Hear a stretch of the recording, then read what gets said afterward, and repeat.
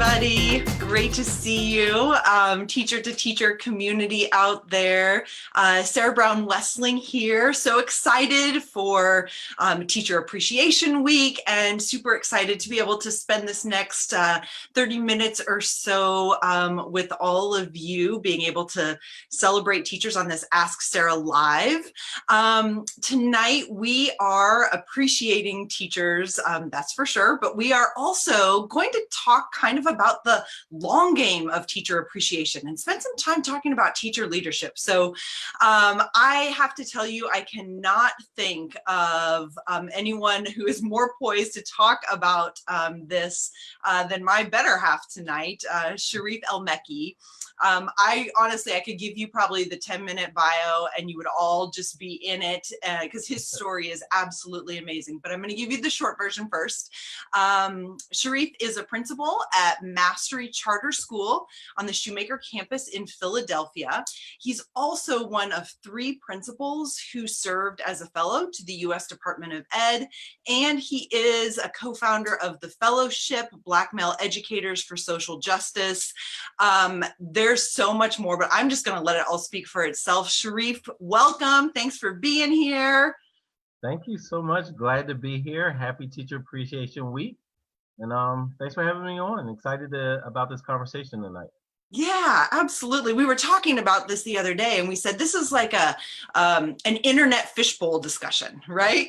Yeah, that's what this is. We are so excited to be able to have the chance to talk with each other, and we're just excited also then to open it up to the rest of our viewership and the rest of that teacher to teacher community. So speaking of the teacher to teacher community, if you have joined us before for Ask Sarah Live, then you know one of the best parts about this is the conversation you get to have in the chat window with the other teachers who are also online. So be sure to say hello, introduce yourselves, and toss out your questions.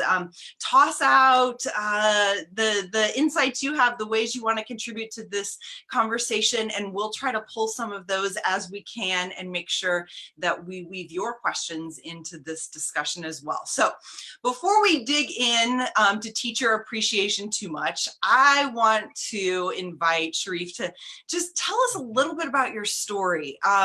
You know, you have a wonderful story, and I just want you to share it with teachers. How did you come to this space?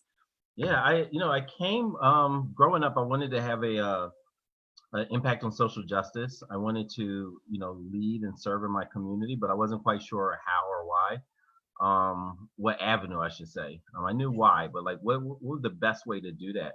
And initially I thought about law school, and I figured, policy is the way, a courtroom is the way. And lo and behold, a month after I graduated college, I ended up being shot on a field in Philadelphia, in Southwest Philadelphia, on a high school field. And being shot, I almost lost my life, but I was in the hospital for a month. Wow. And during that time, I figured, you know what? And I was 20 years old, but my assailant was 19. But Right. one of the things that really resonated with me was like, here was a young man. We had 2 different lives. He had dropped out of 8th grade. I had graduated from college. We were both from Philadelphia. Yeah. We both had, just different lives. And I was like, how do I impact youth who look like me, but totally from, might as well be from a different area altogether. And that initially led me to social work and a place that was built to house kids who were waiting to be adjudicated. And I didn't last through orientation. I was depressed. It was 12-year-olds. It was basically a kid's jail. And I was just like, where are these kids before this? This is too late. And it was just too sad for me. And right at that moment, the school district of Philadelphia had a partnership with Cheney University at HBCU, Historically Black College University, and a group called Concerned Black Men, a nonprofit, to recruit Black men to get into education and become teachers. And I said, you know what? That's what I want to do. And I'm 25 years later, and I've never regretted that choice. That is such a powerful story, and just such a moment. I have heard you tell this story in other places, and you've just kind of talked about that moment where this person who looked like you but wasn't you.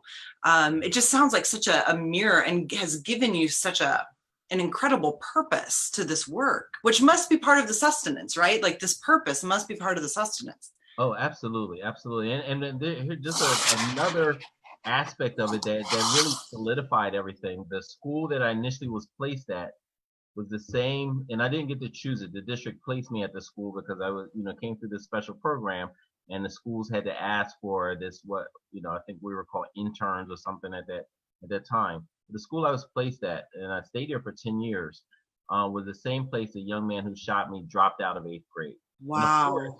of course, my first Wow. grade was 8th grade as well, right? And Right, so, like, right. I was like, oh, this is You definitely can't write this what I'm stuff supposed to be better. doing, like so. Everything aligned. I just feel super blessed to, to be able to serve the community in this fashion.